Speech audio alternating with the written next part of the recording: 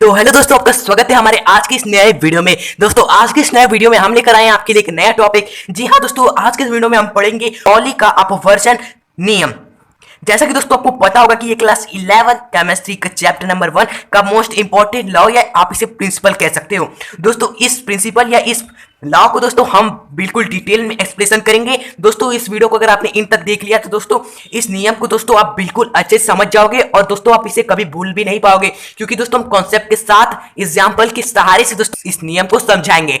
तो दोस्तों वीडियो बहुत ही इंटरेस्टिंग होने वाली है, तो इन तक देखते रहिएगा और चैनल पे नए हो तो सब्सक्राइब जरूर कर ले, वीडियो को लाइक कर दे ताकि हमें आपसे मोटिवेशन मिलता रहे। तो दोस्तों चलिए क्यों करें हम वेट, अपने आज के इस इंटरेस्टिंग टॉपिक को स्टार्ट करते हैं।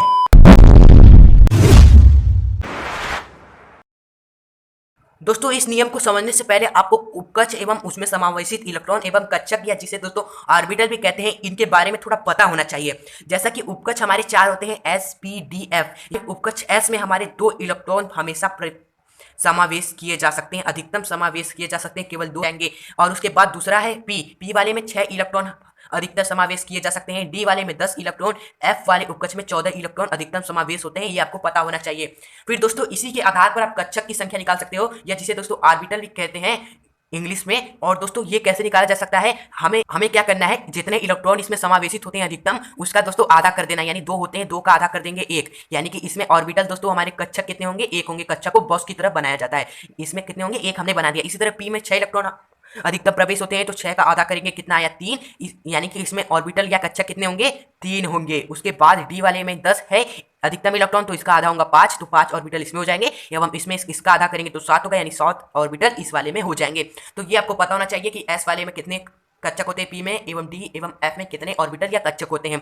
अब दोस्तों आपको ये पता होना चाहिए कि ये नियम की जरूरत क्यों पड़ी, कि ये नियम क्यों प्रतिपादित किया गया था। तो इसका कारण सिंपली ये है कि हमें तो ये तो पता है कि एस में कक्षक कितने हैं, 1 है, इलेक्ट्रॉन कितने होते हैं, प्रवेश 2 होते हैं। और दोस्तों आपको ये पता होना चाहिए कि इलेक्ट्रॉन को हमेशा एक सिंबल की तरफ प्रदर्शित करते हैं जब भी भरा जाता है, इस तरह तीर की तरह सिंबल की तरह प्रदर्शित करते हैं। तीर आप उल्टा भी रख सकते हो, बस तीर किस तरह भी हो, लेकिन ये तीर क्या प्रदर्शित करता है, ऑर्बिटल में भरे जाने वाले इलेक्ट्रॉनों को प्रदर्शित करता है। जैसे यहाँ पर एस में 2 इलेक्ट्रॉन है, तो साइंटिस्ट दोस्तों हमारी परेशान थे कि इस कक्षक में 2 इलेक्ट्रॉन को कैसे भरे, क्या इस 2 इलेक्ट्रॉन को इस तरह तीर की तरह प्रदर्शित किया जाता है इलेक्ट्रॉन को, तो इस तरह 2 इलेक्ट्रॉन इस तरह तीर की तरह रख दें, कि तीर इस तरह रखें कि इस तरह रखें। कुछ समझ में नहीं आ रहा था दोस्तों कैसे इलेक्ट्रॉन को ऑर्बिटल में व्यवस्थित किया जाए, रखा जाए। तो ये पॉली नामक वैज्ञानिक का है और इन्होंने अपना एक नियम दिया, पॉली अपवर्जन का नियम। और इसी नियम के आधार पर हमें यह पता चला कि ऑर्बिटल यानी कक्षक में इलेक्ट्रॉन को किस तरह व्यवस्थित कर रखना है, और एक ऑर्बिटल में हमेशा 2 ही इलेक्ट्रॉन रखे जा सकते हैं, ये तो हमें पता ही है। और उन इलेक्ट्रॉनों को कैसे रखना है व्यवस्थित, इस नियम से हमें पता चलता है। आइए इस नियम को दोस्तों समझते हैं।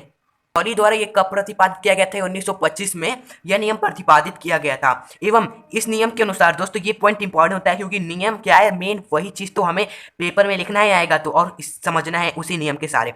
तो नियम है कि किसी परमाणु में उपस्थित किन्हीं 2 इलेक्ट्रॉनों के चारों क्वांटम संख्याएं समान नहीं हो सकती।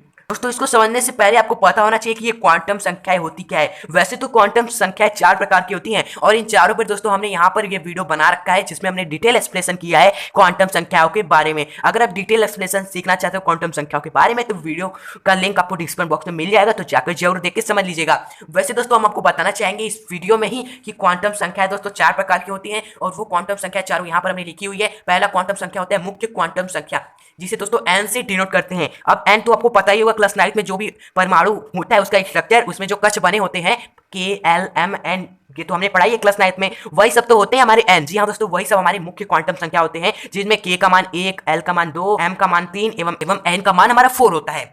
और दोस्तों दूसरा क्वांटम संख्या है द्विगुणित क्वांटम संख्या, और दोस्तों इस द्विगुणित क्वांटम संख्या को एल से प्रदर्शित करते हैं, ये बहुत इंपॉर्टेंट है। और ये एल हमारा क्या प्रदर्शित करता है दोस्तों, हमारा एल दोस्तों उपकक्ष को बताता है। अब ये मत पूछिएगा कि ये उपकक्ष क्या होते हैं, अरे जो कक्ष में भी जो कक्ष पाए जाते हैं उन्हें ही उपकक्ष कहते हैं।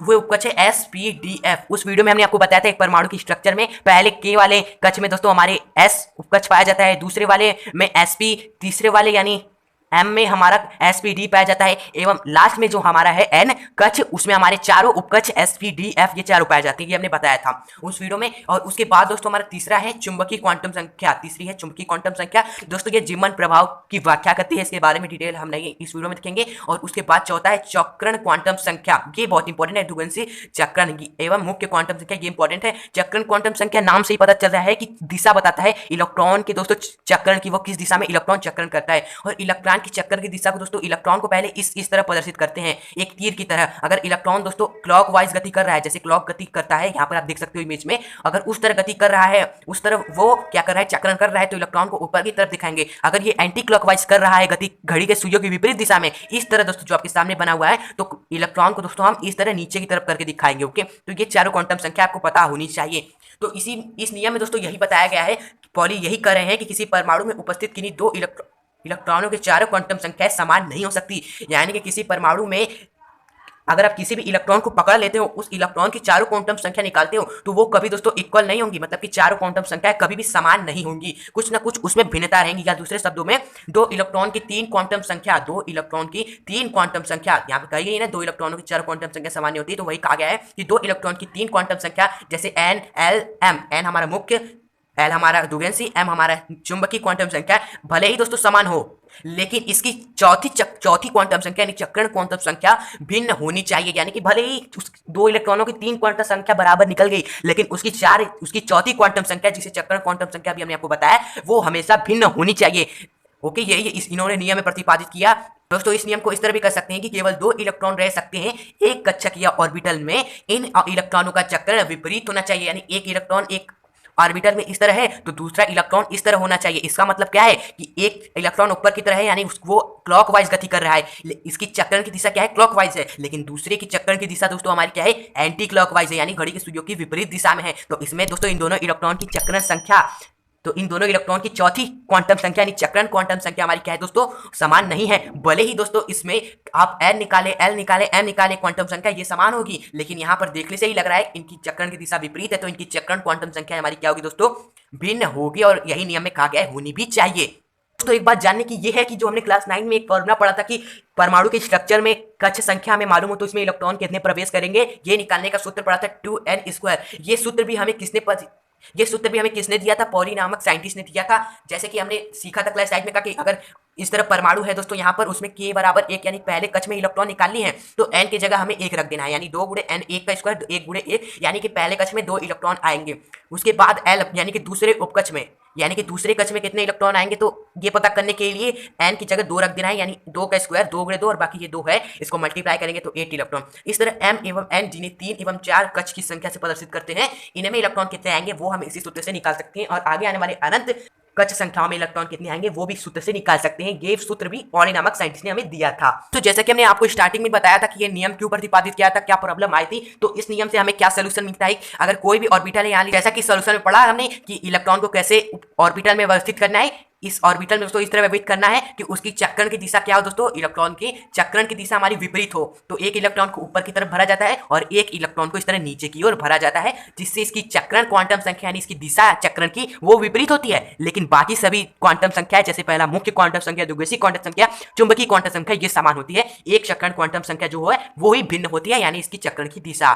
तो इस तरह पॉलिंग के नियम द्वारा हमें ये पता चला कि कैसे ऑर्बिटल में इलेक्ट्रॉनों को व्यवस्थित करना है। तो ये रहा दोस्तों पूरा पॉली का वर्जन का नियम। आप चाहे तो स्क्रीनशॉट लेकर कॉपी में नोट कर सकते हैं। यहाँ पर दोस्तों कर रहे हैं अब इस वीडियो को एंड। दोस्तों वीडियो अच्छे लगे हो तो मेहनत की वीडियो को लाइक जरूर कर दीजिएगा, और चैनल पे अगर आप नए हो तो सब्सक्राइब कर लिए, ताकि आपको पता है कि ऐसे इंपॉर्टेंट वीडियोस हम आपको इस चैनल पे प्रोवाइड करते रहते हैं। अब दोस्तों मिलते हैं एक नेक्स्ट यूजफुल वीडियो के साथ, तब तक के लिए गुड बाय।